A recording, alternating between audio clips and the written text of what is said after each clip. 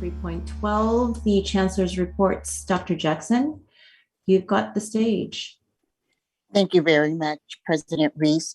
As in the past, I would ask that the presidents provide their report, and then at the end, then there are two short reports that I would like to include as part of my overall presentation. One of them is by Dr. Ron McKinley, who will give an update on COVID-19, and the other one is Vice Chancellor Siri Brown, who will provide an update on fraudulent enrollments and enrollment overall for the summer and for the fall. So I will start with our traditional order: Berkeley City College, followed by College of Alameda, and then Laney College, and then the last and certainly not least, Merritt College. Thank you. Good evening, President Napolia Bellaris, Dr. Jackson, trustees, colleagues, and guests. The 2020 presidential election happened amidst some extraordinary levels of voter turnout. According to the Census Bureau, just shy of 67% of eligible adults cast ballots in the race, the highest since 1992, and other estimates indicate that last year's turnout bested that of 1992 and may be the highest since 1900. In addition to the written report in your packet for this evening, I'd like to take a moment to highlight some remarkable news, especially in light of today being a voting day here in California. What another amazing year for our civic engagement efforts at Berkeley City College. The intentional support and efforts from students, faculty, and classified professionals in our community increased voter turnout, educated students on issues, and created an environment of open dialogue. Now, some of the activities that were hosted at Berkeley City College include the voter registration drives, debate watch parties, political trivia nights, and educational nonpartisan voter guide on California propositions. All of that work has now garnered that Berkeley City College is proud to be included in the Washington Monthly's 2021 Best Colleges for Student Voting Honor Roll. This is remarkable news as it's testament to the movement that students and our community have to vote with their feet.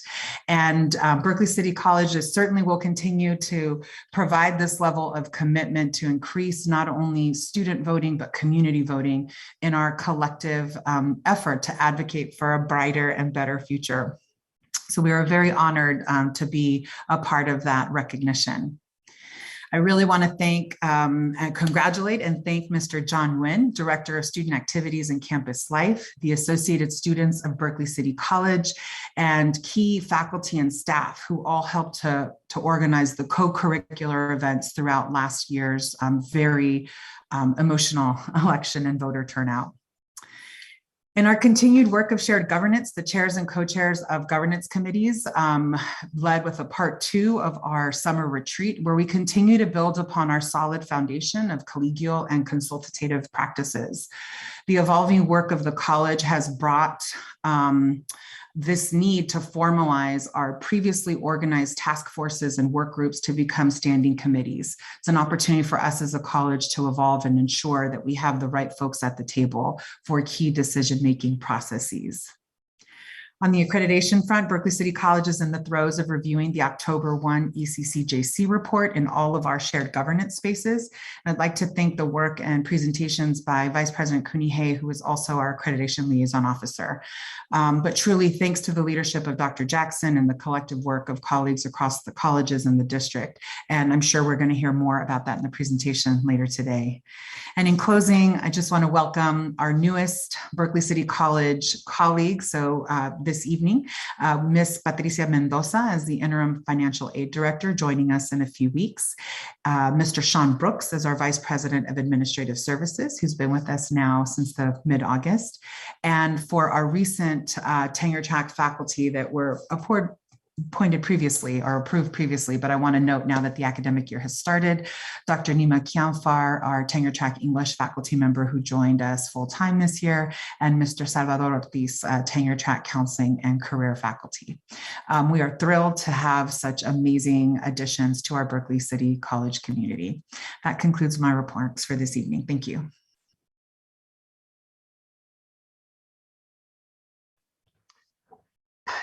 Good evening, President Reese, trustees, Chancellor Jackson, colleagues, and guests. I'm delighted to report on the great work that the College of Alameda has been doing over the summer, as well as highlight a few notable achievements. The fall semester is off to a good start. We have increased the number of in-person classes and adopted the district's new safety protocols. It's been wonderful to see more students back on campus. The college administrators have been working very diligently alongside our district and other college leaders in preparing our ACC-JC follow-up report and teach out plans. This work is currently being reviewed by our shared governance bodies on our campus. We began the new semester with an excellent district and college flex days. Our college flex day included equity-focused workshops funded by the college HSI grant under the leadership of Director Lira. The first workshop was entitled Applying Equity in the Era of Digital Teaching and Learning by Glendale Community College Ethnic Studies professor Fabio Torres. The other was Equity is a Journey, Understanding Race, Identity, Bias as Culturally Responsive Educators by Moreno Valley College Dean of Instruction, Ree Amasquita. I also gave a presentation that highlighted the college's 21-22 priorities, which include diversity, equity, and inclusion, guided pathways, strategic enrollment management, and fiscal stewardship.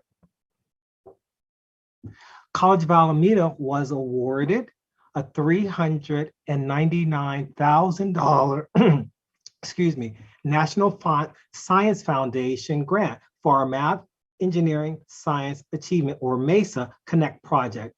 Principal investigators for the project is biology professor Lisa Raymond, chemistry professor Dr. Alex Madonic, math professor Emmanuel Herrera, and special thanks go out to our Director of Research and Planning for working with me to bring this particular grant home in its final submission.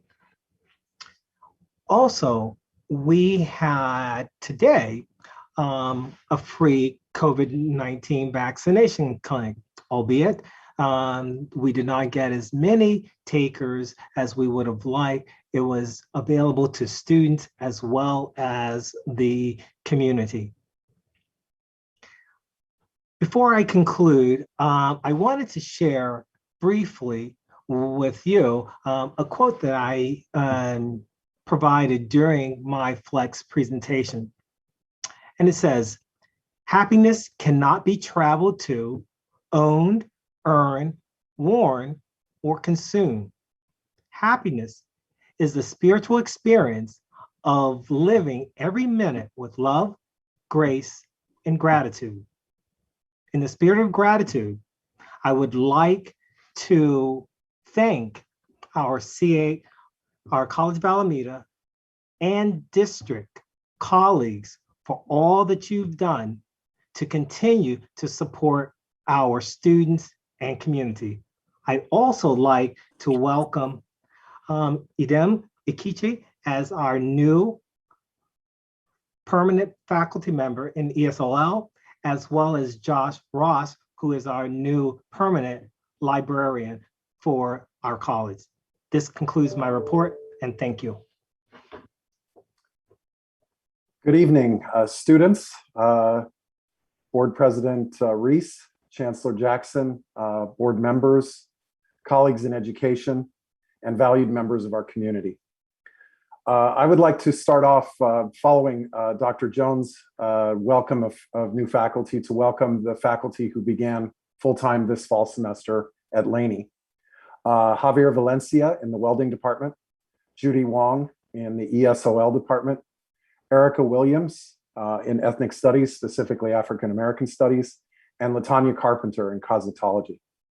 With that welcome, though, also comes thanks to the many faculty, classified professionals, administrators, and especially Dr. Ron McKinley and Natasha Spivey in human resources, because a lot of work was done this summer at Laney to make these hires happen. So I would be totally remiss if I did not express my thanks. In the spirit of gratitude, I also would like to thank our Fall 2021 task force at Laney College. This group came together in May, and as you may know, at Laney College, we have brought on board the most face-to-face sections of any of the 4 colleges. In fact, in comparison to one college, we actually have 10 times more face-to-face sections going on, which makes for a lot more traffic on campus. This task force has met diligently since May, provided a number of recommendations, and also there has been collaboration, not only among faculty, staff, and administrators at Laney, but there has also been regular attendance by members of DGS, as well as the district's public information officer, Mark Johnson. So I just want to say thank you for all the work that has gone into this as we move forward, especially with this larger transition to campus, which has happened at Laney. Also in my board report tonight, you'll have our latest statistics on food distribution, which continue to go up, as well as a report on our College Flex Day. But I'd like to take the remainder of my report tonight to focus on one thing, and that's our outreach efforts. And as usual, within these efforts of outreach, there has been a theme of partnership. On August 14th and 21st, we hosted our One-Stop Saturdays and really didn't know what to expect in terms of how many students might be coming to campus, but we planned for it anyway.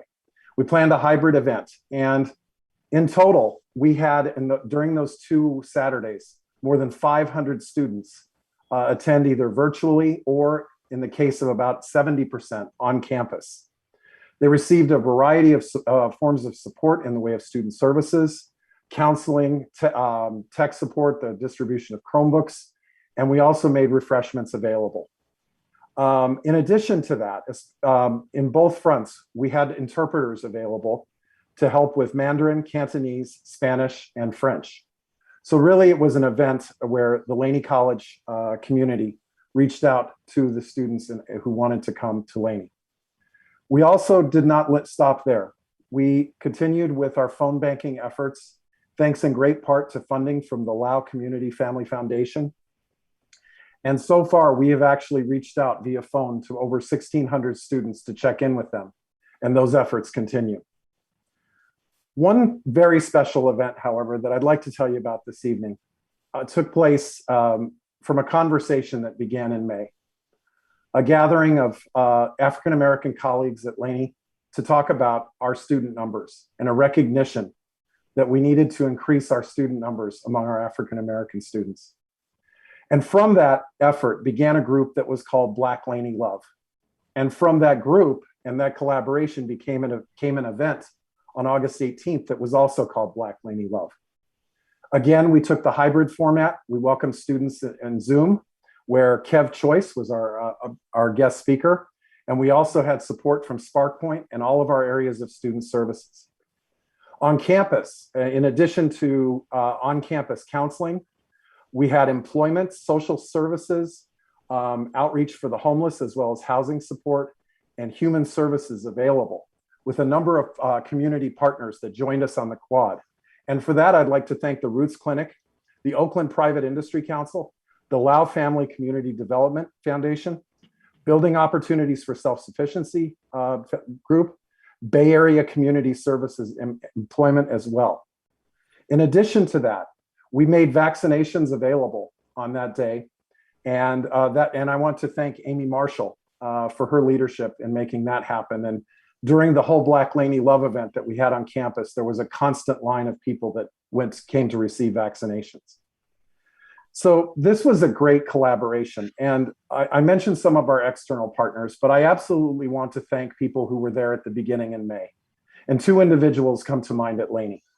I think we are so fortunate to have the classified professionals president that we have for the Classified Senate, Hope Lane. She was one of the people in there at the beginning. Also, faculty counselor Janelle Tillotson was also there at the beginning. We so appreciate her leadership as well. Also partnering with us was somebody you heard from this evening, Lenice Jones. She assisted us not only with the press release, but also seeking sponsorship from the NAACP for our event. And finally, someone who joined me as a partner in starting this conversation and moving things along toward this great event that happened, Dr. Lawrence Van Hook. These are great things that happened, and we are excited about this initial step that we took. And we are so welcoming of the Black Laney Love group at Laney College. As we move forward, though, we're not stopping. There will be more updates, I'm sure, from that group that I'll be so proud to share with you. Also, we have a number of late starting sections that will be coming.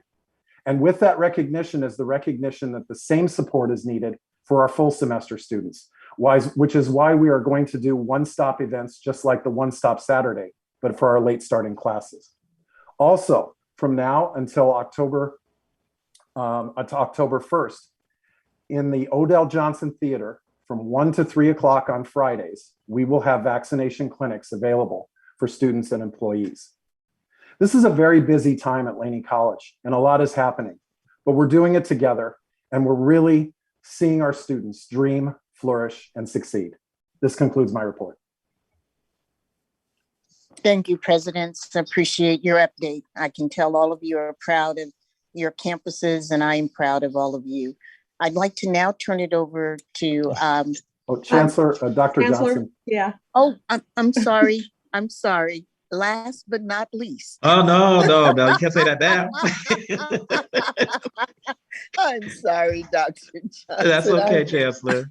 And I recognize going last is incumbent upon me to get us through this and to the next thing. So I'll be brief. Good evening, everyone, Board of Trustees, Peralta community. It's really good to see everyone. It's been a minute. So I'll just jump right in. Want to highlight on August 20th, just last month, Merritt College was recognized alongside with Eso Ventures at the Capital in the Community press conference that was held at Liberation Park, right by Eastmont Mall, East Oakland. And the event was hosted by Councilmember Lauren Taylor, and it featured a keynote address by our very own state senator, the Honorable Nancy Skinner, who represents District 9. So for Merritt, this partnership really began 2 years ago when we partnered with Eso Ventures. And for those of you who don't know, Eso Ventures is an East Oakland early stage entrepreneurial fund and incubator that focuses on really providing the confidence, competence, and capital for aspiring African-American, Latinx, women API entrepreneurs. So the plan was to invest our regional strong workforce funds and to leverage our digital marketing certificate and our partnership with Facebook to hold these pitch competitions in the community. Long story short, Sacramento took notice, and with the advocacy of the Honorable Nancy Skinner, they gave us $8 million.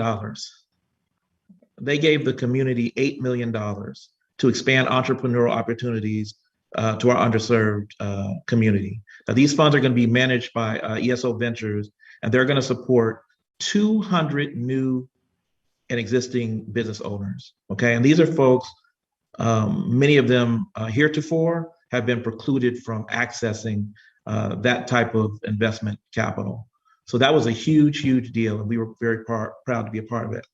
I was mentioned a little earlier, about 2 weeks ago, Merritt College held its first in a series of our listening sessions, with that first session focusing on the student experiences with enrollment, registration, and financial aid processes. There are about 50 people who attended, and as president, I came away with really a greater understanding of the systemic issues that our students face, as well as the frustration that they feel when, seemingly easy fixes are not readily forthcoming. But what I appreciated most coming out of the experience was the fortitude on the part of our students and our classified professional staff to stay the course until we rectify the issues. So as such, I'm looking forward to the next session so that we can continue the conversation and take stock of the progress made. And I just want to give a shout out to Laney, Gastis, and the Citizen for their fair and balanced piece that they published about the event.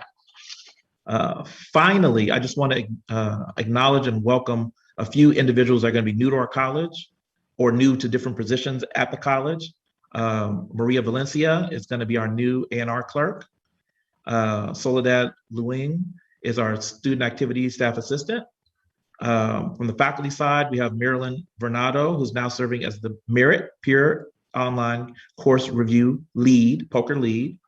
We also have two faculty members who are stepping up as part of the USDA grant I mentioned several weeks ago, the $500,000 grant. And that would be Paul Roger, who is now the director, I want to get this right, of the Urban Agroecology Marketing and Youth Leadership section, and Carrie Malsby, who steps in as the coordinator of digital marketing and youth leadership. And finally, I'm very pleased that we were able to finish up the process with 3 faculty hires, who I hope will be permanent folks at the end of this board meeting. And that is Stephanie DeVito, who's our new health services coordinator, Lizette Dominguez, who is our new child development instructor, and Taslima Raymond, who is our new mathematics instructor. Last thing, I know I said I'd be brief, but before I close, I have to give an acknowledgement to Miss Jennifer Yates, who teaches in our radiologic science program. She is retiring on January 1st, okay? She started at Merritt December 1st, 1991. She has 30 years of her life at Merritt College. She started as a 12-year-old. So she's got 30 years of her life, so she's still young. 30 years of her life at Merritt College. And in that time, she's touched countless individuals, preparing the students for productive positions and careers in rad tech, and really supporting her colleagues in building the rad tech program into what it is today. So I just wanted to just take a quick moment to simply say to Jennifer, thank you. And I want you to know that you are loved and appreciated. And that concludes my report for tonight. Thank you, President Johnson. Sorry, I did not mean to cut you off. My apologies. We do have to close up the Chancellor's report, an update by Interim Vice Chancellor of Human Resources, Dr. McKinley, Ron McKinley, and also an update by Dr. Siri Brown, our Vice Chancellor of Administrative Academic Affairs and Student Success. And I was just going to say, I hope Laney Gastis is on, because she was stealing my thunder when she said she'd hoped we would get some more information. And so ask and you shall receive. So with that, I'll ask Ron to get started. And then from there, we'll go directly into Siri's report. Thank you, Chancellor Jackson. Good evening, Board of Trustees, colleagues, and guests. I'll make this as quick as I possibly can. Just give you a quick update on COVID-19 and our response to that. I want to please remind everyone that this is new territory for all of us. It's the metaphor we've been using is flying an airplane while we're building it. So we've got a couple of engines bolted on. We still need to get a couple more. We don't have a door yet, but we do have a couple of seats, and there is a seat belt. I'm not sure there are enough seat belts for everybody, but that's kind of the way it feels. Another way of saying that is we're paving the road while we're driving on it. No one who is alive today has ever done any of this. The folks that are alive today from the pandemic in 1918, they were children when that happened, so they were not involved in approaching that or how it's going to be managed. So hopefully we can at least leave kind of a legacy for the folks that come after us, how someone might approach this in the future. Hopefully they don't have to, but if they do, hopefully we can leave them some a little bit of knowledge. On July 30th, 2021, employees, contractors were required to be vaccinated or test weekly. It's a condition of employment for employees. Vaccination means that you can either have to be vaccinated or you have to have received an approved exemption based on medical conditions, ADA issues, disability issues, or a sincerely held religious belief. A sincerely held religious belief is not based upon a particular membership in any particular religion. It's based on being able to demonstrate a sincerity of belief that is religious with regard to vaccinations. On August 5th, that was extended by the Board of Trustees to students that they be required to be vaccinated or test weekly. And then August 23rd, limited classes began on campuses, daily screening with company nurse for employees and contractors. And that is the CDC guideline screening questions that are answered now electronically. And then using Campus Shield for students. On August 27th, employees and students must be fully vaccinated. They were notified that they must be fully vaccinated by October 7th and have an approved exemption on file. I'd like to notice folks have asked the question, why October 7th? Well, and we wanted to give folks enough time in order to get the first shot, get the second shot, and then have the 2 weeks time frame continue after that for each of them before they would be required. And folks are going to ask questions, well, what happens if I don't get the shot until October 6th? Well, that means that you have to be tested weekly until you get your second shot, and to continue to be tested weekly until the 2 weeks have run after your second shot, or 2 weeks have run after you've received the one shot Johnson & Johnson regimen. I'm having trouble getting to the second slide, so there we go, thank you. This, of course, obviously there's continued evolution on our response to COVID-19, such as pop-up clinics. You've heard about that some tonight. Planned on-site COVID-19 testing, vaccine redistribution site at Laney College under the auspice of the Roots Clinic protocol. They are a named clinic, and we will be able to give vaccinations to students at Laney College as a redistribution site soon. And then the COVID-19 Prevention Planner Program, which is on the board agenda for approval this evening. We are investigating the use of state COVID-19 validation services. One of the concerns that we've heard from numerous people, including students, staff, and faculty, is that what happens if a person cheats? If they falsify or mislead the district with regard to their vaccination status, what about that? Well, we can validate if they've actually received their vaccination in the state of California. We will begin to do that. I want to point out it's also in their FAQs on the Save Peralta website that if a person falsely represents that, then disciplinary action will take place if they are a student, and the same thing would happen if they are an employee. I'd also like to caution everyone that if someone was to falsify the CDC, a federal form, which the CDC COVID vaccination card is, that is a felony, a federal felony punishable by up to 5 years in prison and $10,000 in fines. So that's a very serious thing. We've listed here the Save Peralta website link. Encourage everyone to please visit that. There's a wealth of information, lots of FAQs. So if you have questions, it's very likely that your question is answered on that website. And thank you very much, and I'll be happy to answer any questions.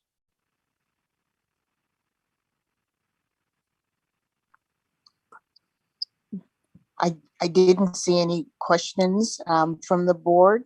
Are there any questions from the board before we ask Dr. Brown for her presentation? I don't see any board. Oh, was there a board member? Okay, if there's no questions, then Dr. Brown. Thank you, Chancellor. Good evening, President Reese, Board of Trustees, colleagues, and community. My report will also be very brief, as we expect to come back to the board this fall with a longer presentation about enrollment.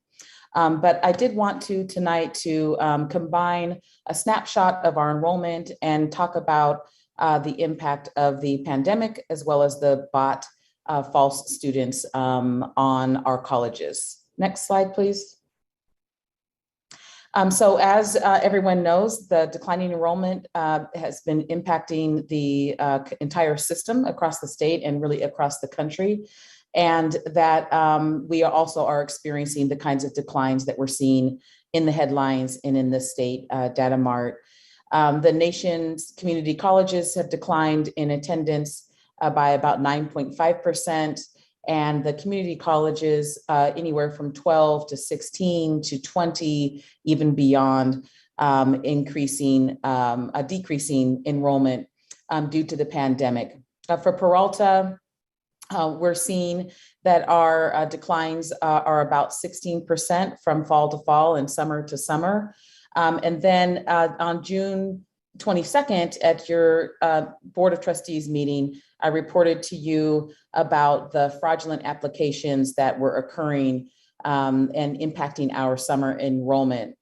And I included a written report for you to look at. We won't necessarily go over it, except there were a few key highlights. And that is that we have to date identified 3,473 fraudulent applications that made it past the CCC Apply system, in spite of the fact that in July, the CCC Apply system put a bot detector on their system. We're still receiving fraudulent applications from CCC Apply.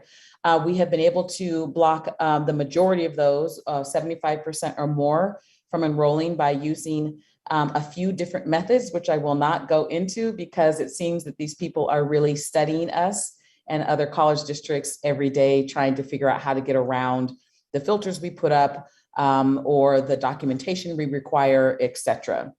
And these false students have enrolled in 9 to 12 units each, impacting the summer and also impacting fall enrollment.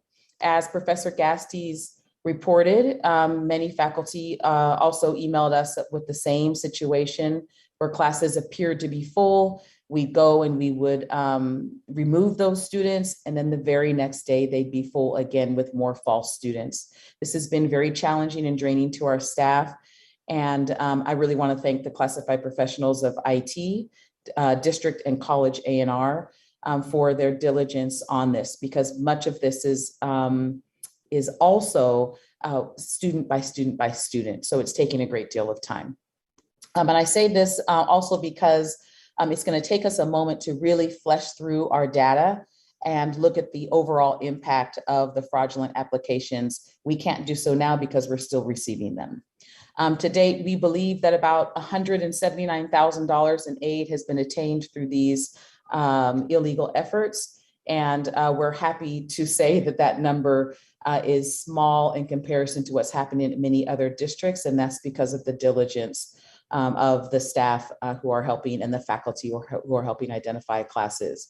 As a matter of fact, the Department of Education Office of Inspector General reached out to us. We met with them and we showed them the data that we have around what's happening. And they were very impressed with our data and asked us to partner with them in their investigation. And we're happy to do so.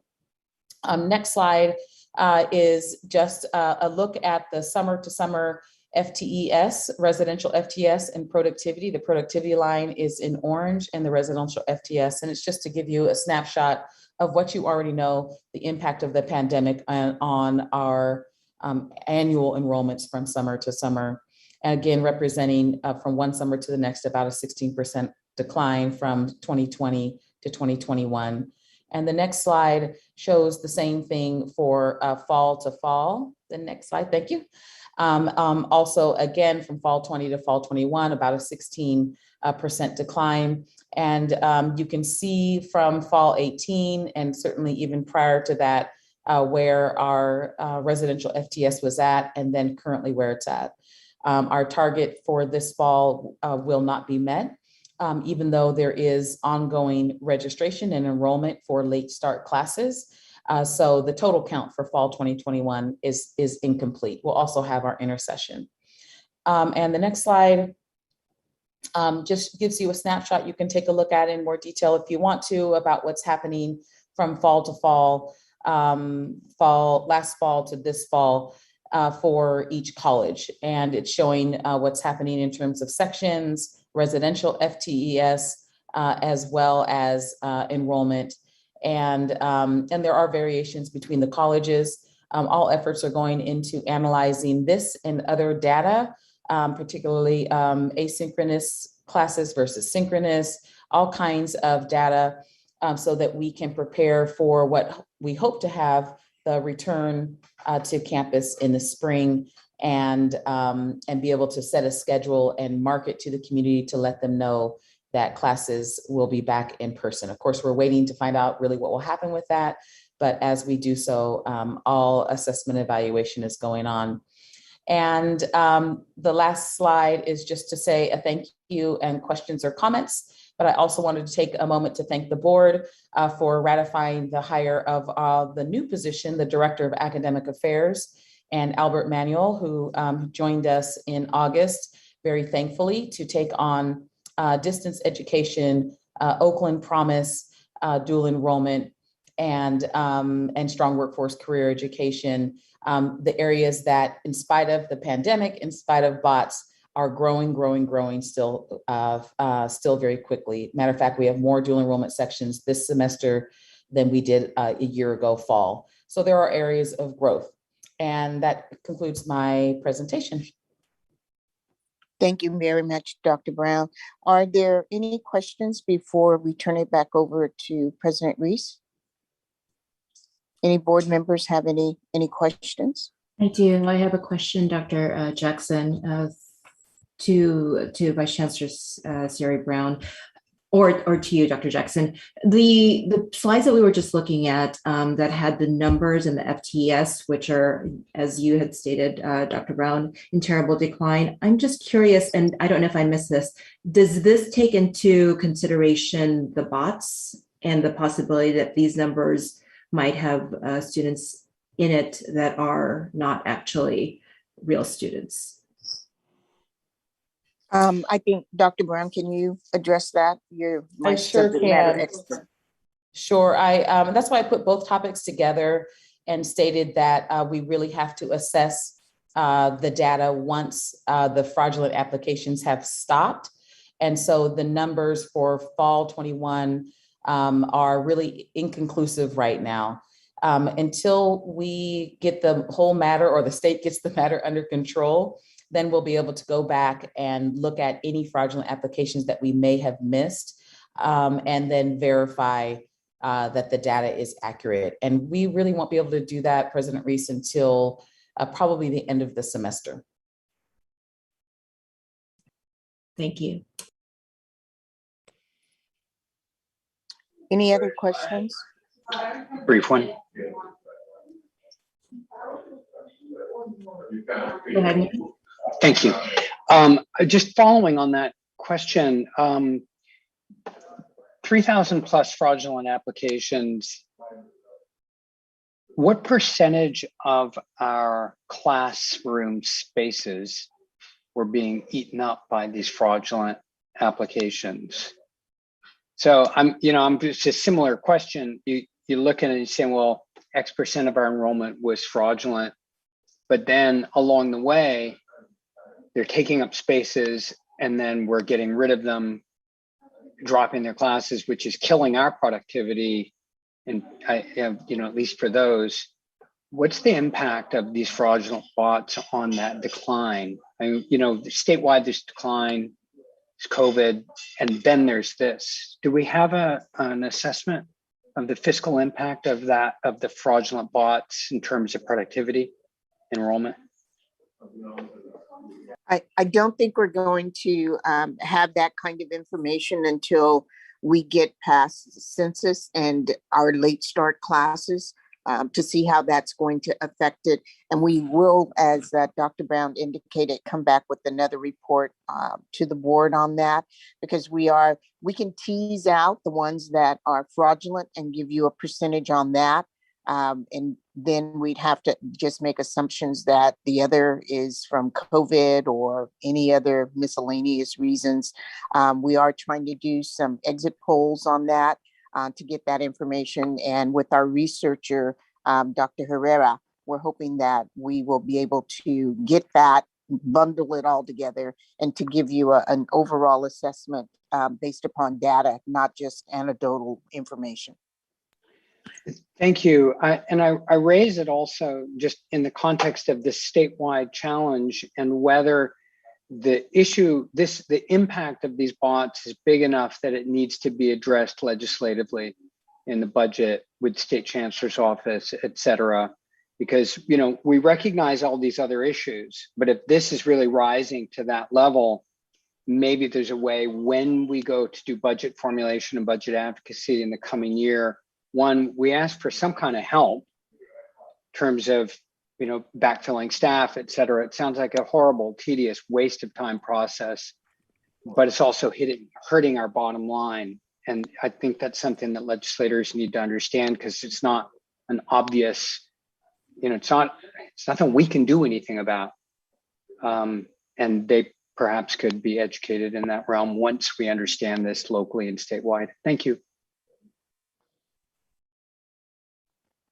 That concludes our briefing. And if there are no more questions, I'll turn it back over to you, President Reese. Thank you for that, Chancellor. Let us move on to public hearing.